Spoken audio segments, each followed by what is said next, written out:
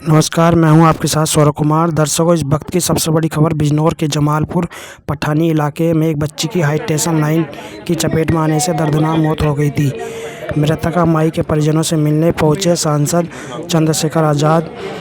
देखे पूरी खबर। करना पड़ेगा कि भाई अब वो दुनिया में नहीं है।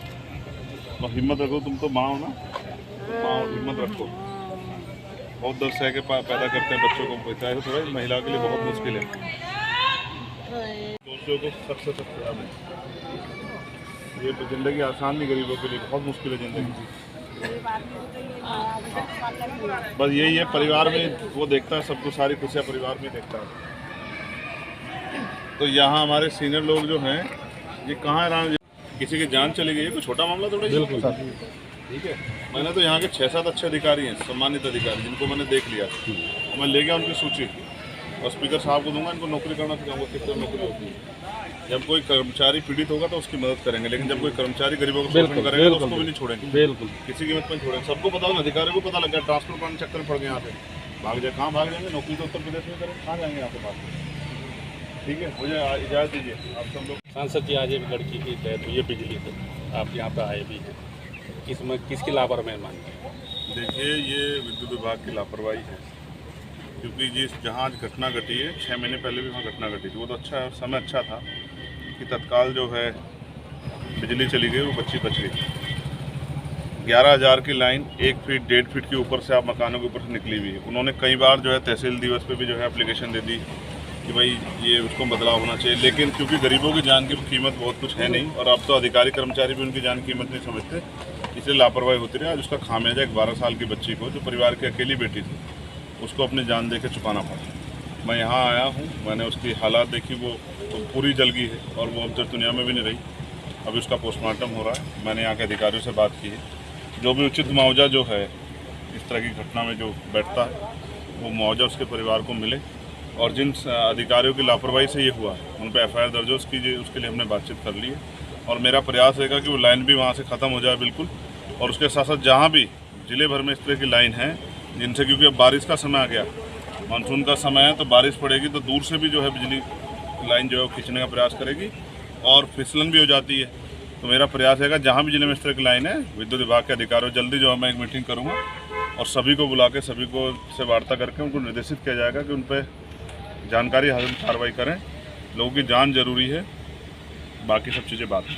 सांसद जी, आप जो यहाँ से बीजेपी के नगीना से ओम कुमार जी चुनाव लड़े थे, वो आपके ऊपर बहुत हमलावर है इस समय। आपको कह रहे हैं कि आप बाहरी हैं, आप गुंडागर्दी कर रहे हैं, भगा देंगे आपको, बिजनौर तो भगा देंगे। क्या कहना चाहते हैं?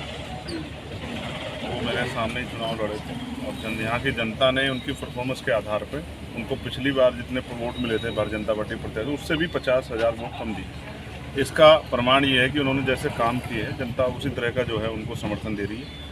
और जिस तरह की भाषा का उपयोग कर रहे हैं कि भाई मैं काम नहीं करूंगा, जिसने वोट दिया उसे काम करूंगा, लोकतंत्र में इस भाषा को पसंद किया ही नहीं गया। हम तो कह रहे हैं कि जो भारतीय जनता पार्टी कार्यकर्ता भी, अगर उनकी भी कोई समस्या होगी, वो हमारे पास आएँ।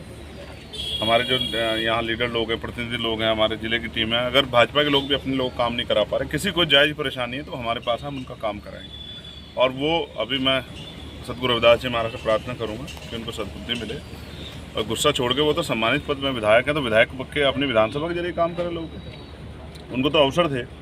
लेकिन मैं फिर समझता हूँ, ठीक है, उनके लिए मैं मंगल कामनाएं करता हूँ, लेकिन मुझे यहाँ की 16.5 लाख जो हमारे यहाँ की जनता है, उस महान जनता की चिंता है, और उसी के लगातार मैं सभी मंत्रालयों में और पार्लियामेंट में भी मैंने तमाम इशू उठाए कि भाई हमारे यहाँ ना अच्छे हॉस्पिटल हैं, ना अच्छे कॉलेज हैं, ना अच्छी यूनिवर्सिटियाँ हैं, ना स्पोर्ट कॉलेज है, ना ही जो पर्यटन का क्षेत्र है, ना ही जो उद्योग धंधे लगे हैं, तमाम तरह की परेशानियाँ, बाढ़ की परेशानियाँ हैं।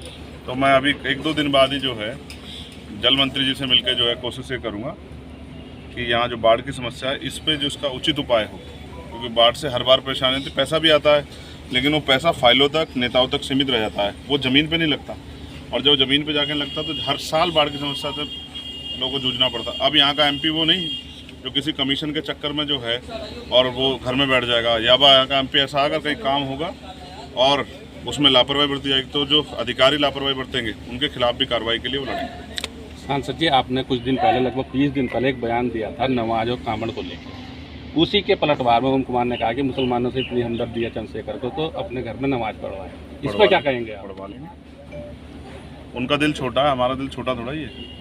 अगर किसी को भी किसी के धर्म को, इबादत को करने में, पूजा प्रार्थना करने में परेशानी आए और हमारे घर की जरूरत पड़े, तो अपने आप को खुशनसीब मानेंगे अगर वो हमारे यहाँ के पढ़ना चाहे या अपनी पूजा पाठ करना चाहे। लेकिन मैं फिर आपसे कह रहा हूँ, भारतीय जनता पार्टी की नीति है, वो हमेशा से कमज़ोर वर्गों के खिलाफ रहे हैं, स्पेशली मुसलमानों के, दलितों के, पिछड़ों के वो खिलाफ रहे हैं। इसी पॉलिसी ने जो है इस बार उनको सबक सिखाया। आगे जितना बुरा बोलेंगे जनता उतना ही सबक सिखाएगी। अच्छा, इस समय कांवड़ का माहौल चल रहा है।